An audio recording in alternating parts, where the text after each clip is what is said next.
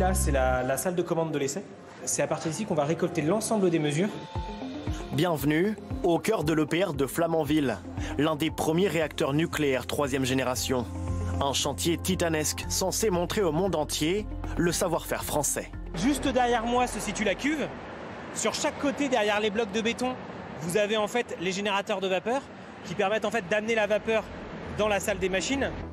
La promesse de l'électricité moins chère et plus sûre, notamment grâce à une capacité de production 60% supérieure aux centrales classiques et une durée de vie de 60 ans contre 40 actuellement. Mais depuis le début des travaux en 2007, le chantier accumule les déconvenus. Problème de conception puis de savoir-faire. En 2014 déjà, EDF est obligé de retarder l'ouverture de la centrale. On sait que toute nouvelle phase à Flamanville est souvent un peu compliquée pour trouver le bon rythme.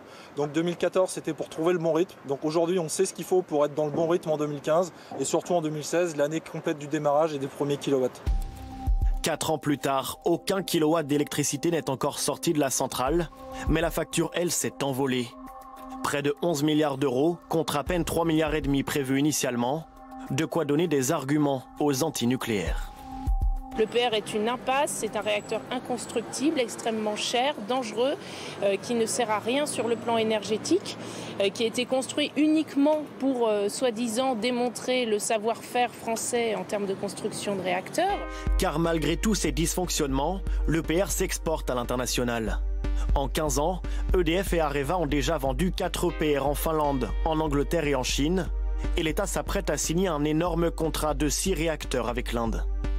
Mais à l'heure actuelle, seul un EPR construit en Chine produit de l'énergie. Tous les autres chantiers ont pris du retard. C'est une technologie qu'on commence à maîtriser.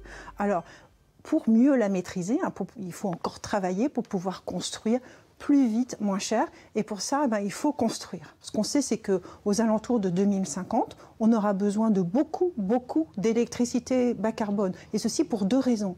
La première, c'est qu'il faudra en effet éliminer les énergies fossiles, le gaz et le pétrole des transports, par exemple, avec la voiture électrique. Mais aussi, il faudra alimenter nos besoins en électricité avec toutes les nouvelles technologies. Autre enjeu pour la France, assurer son indépendance énergétique. Une stratégie qui pourrait bien conduire Emmanuel Macron à lancer de nouveaux chantiers d'EPR sur le territoire français.